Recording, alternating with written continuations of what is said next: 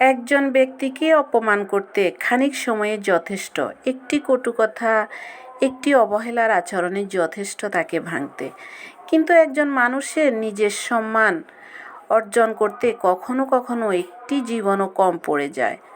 ধৈর্য, পরিশ্রম, সততা সব মিলিয়ে গড়ে ওঠে মর্যাদা।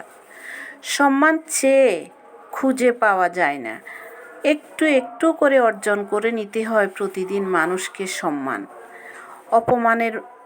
অপমান তো এক মুহূর্তেই করা যায়, কিন্তু সম্মান দীর্ঘদিনের সাধনার ফল।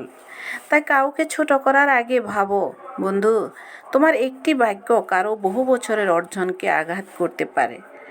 এই জন্য প্রতিটি কাজ করার আগে ভাবা উচিত। কেউ একজন বলে গেছেন, ভাবিয়া করিও কাজ, করিয়া ভাবিও না।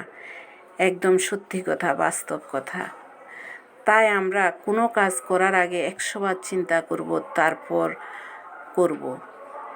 সহজে কথা বলা যায়, সহজে অপমান করা যায়, কিন্তু সহজে সেটা ভোলা যায় না। সবাই ভালো থাকবেন, টাটা।